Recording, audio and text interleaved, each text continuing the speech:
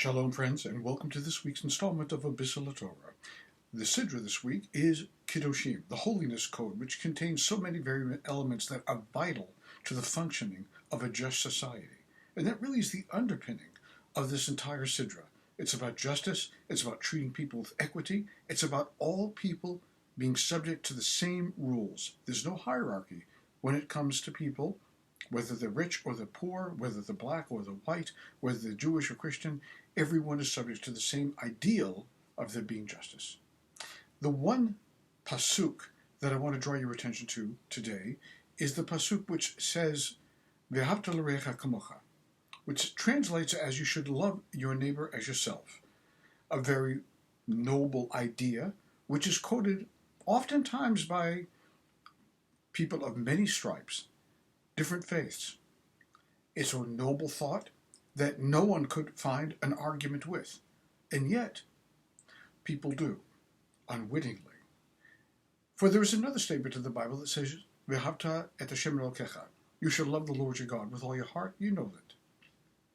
So which one is more important, loving God or loving your neighbor? Some people would say that loving God is more important, because if you love God, then you will love your neighbor. Other people will argue that loving your neighbor is tantamount to loving all things that would include God. So which of them is true? And I'm going to proffer an idea which is controversial, that it is easier to love God than it is to love your neighbor. Your neighbor doesn't throw garbage into your yard. Your neighbor doesn't use foul language. Your neighbor doesn't do things that are antithetical to your nature. Your neighbor doesn't insult you. So it's easier to love God than it is to love your neighbor. So many righteous people will say, well, I love God with all my heart, with all my soul, with all my might. And they treat other people with derision. This category of people isn't good. You know what we say about those kinds of people.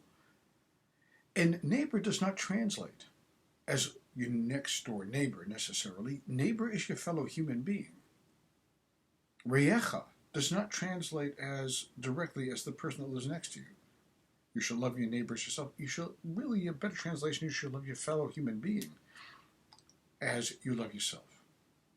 So I'm arguing with good reason that loving your neighbor is tantamount to loving God and is more vital, more important than loving God and then treating other people with derision.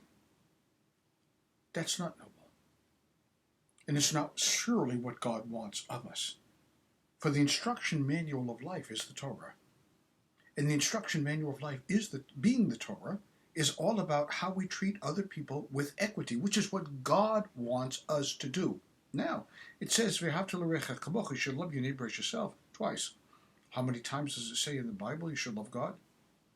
Once. The emphasis is clearly that we need to learn how to care and love one another. And you can't always love a person too.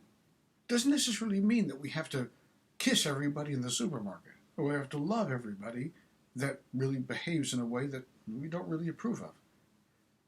So when it says you should, "Ve'ahavta l'reacha kamocha," when it says you should love your fellow human being, it means you should treat them the way that you want to be treated. Do you love yourself? Well, to a degree, you certainly do. You treat yourself with nice things. You buy yourself good food. You brush your hair. You brush your teeth. You take care of yourself. You love yourself. Sometimes you don't like yourself, too. Sometimes you don't like what you do. Sometimes you feel like, boy, I really screwed that one up. But you still love yourself. And you'll treat yourself with dignity. The same goes for other people too. You forgive yourself, you forgive others. And when we love our neighbor and we love ourselves, we ultimately pay the greatest homage to God ever. We're expressing love to God by caring for our people and our neighbors and our world. Shabbat Shalom.